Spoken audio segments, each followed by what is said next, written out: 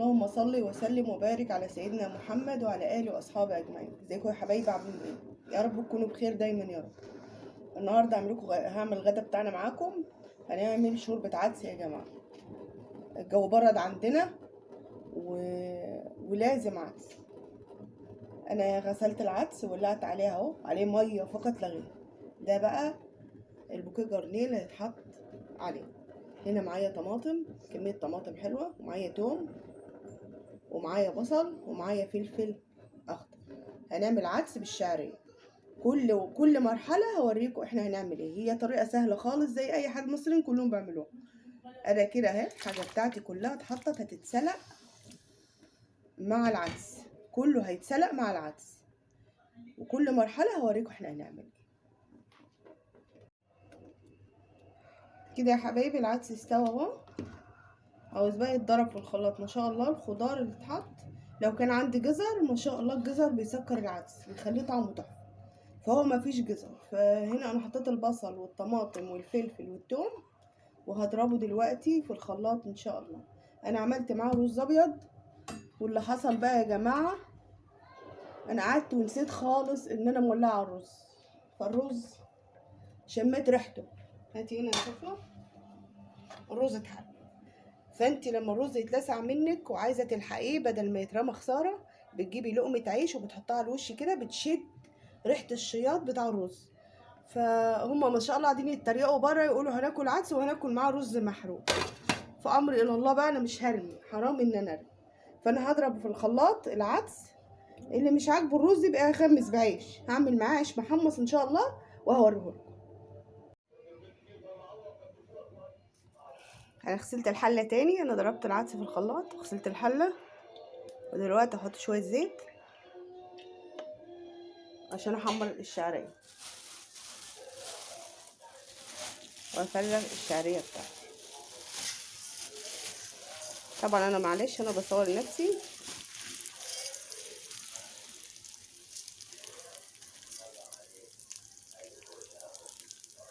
كده انا حطيت الشعريه هتتحمر.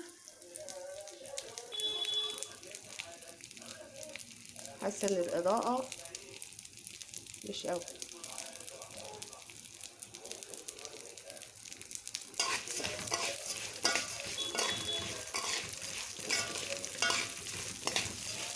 وفتح لكم الشباك. اللمبه بتاع المطبخ بعافيه يا جماعه.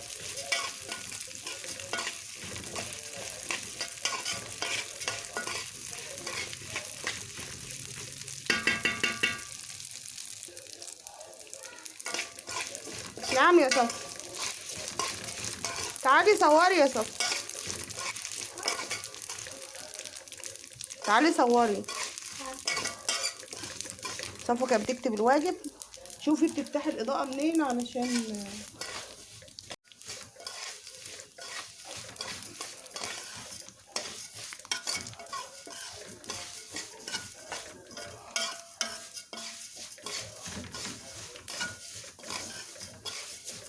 الشعريه. انا عملت العدس ضربته في الخلاط يا جماعه وصفيته.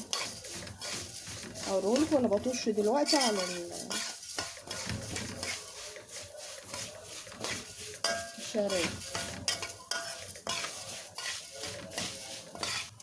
الشعريه يا جماعه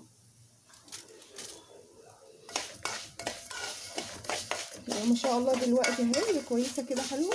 وترش عليها ايه العدس بتاعها. ثواني. بسم الله الرحمن الرحيم. بسم الله. بعيد شويه عشان الموبايل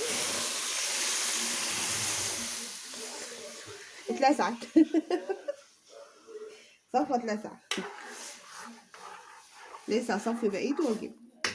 ثواني.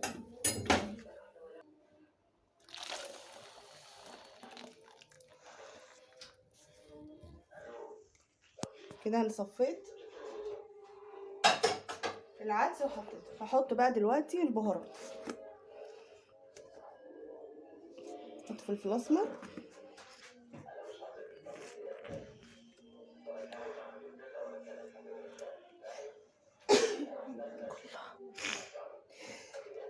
حطيت فلفل،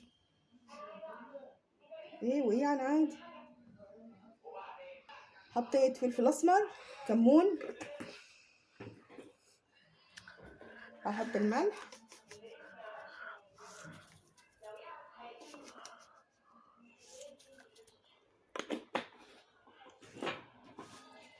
نطرة شطة بسيطة خالص علشان بس تطعم اهي، نطرة بسيطة خالص عشان تطعم العدس. مش هتبان، ما تخافيش في العدس مش هتبان. كده يا جماعة يستوى معانا وهيبقى احلى شوية عدس. شوف ملحه الاول، ما شاء الله مش محتاج.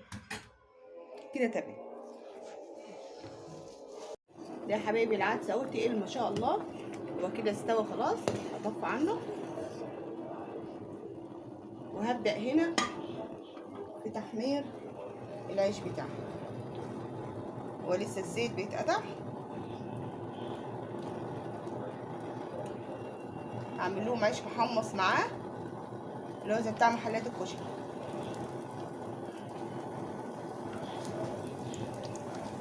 فهو بدل الرز اللي اتحرق اللي مش عاجبه يغمس بعيش كل شويه محمصه. وطبعا يبقى فيه بصل اخضر ومخلل، ده اساسي مع العدس.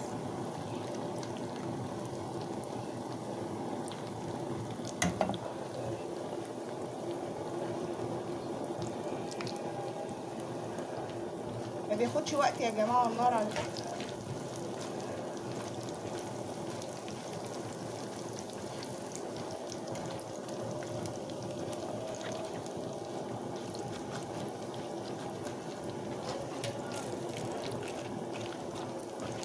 لو ما خدتش بالي منه بيتحرق، فمش هيبقى الرز وهيبقى كل حاجه. انا هاخد تريقه النهارده لما هشبع من الرز اللي اتحرق. فانا بقول الحمد لله، قدر الله وما شاء فعل يا جماعه. الحمد لله والله في ثانيه كده تهت عنه. الحمد لله. بابام بيقول لي ارميه واعملي غيره، قلت له والله ما انا راميه، الحاجه غاليه. اللي مش عاجبه الرز ياكل بعيش. هما كده كده يوم العدس بياكلوا عيش مع العدس، وبيحبوا العيش المحمص ده معاه. هو بيخرفش وانتوا سامعينه، بس لسه ياخد كمان سنه كده لون وهطلعه.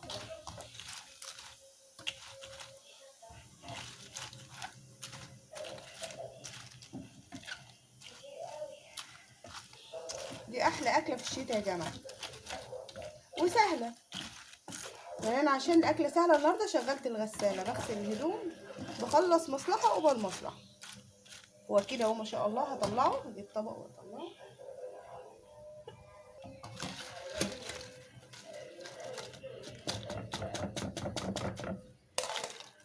ده بترش عليه دقه وبيبقى تحفه. كنت عامله كشري مصري الاسبوع اللي فات في اول يوم السبت، وكنت عاملاه لهم معاه بقوا يكسروه ما شاء الله كشري مصري وياكلوه. ده يا جماعه الغدا بتاعنا النهارده العدس والعيش المحمص، وده الرز، والاساسي معانا البصل الاخضر. ده الرز بتاعنا المحروق يا جماعه. قاعدين يتريقوا عليه، كل واحد قاعد في جنبه وقاعدين يضحكوا.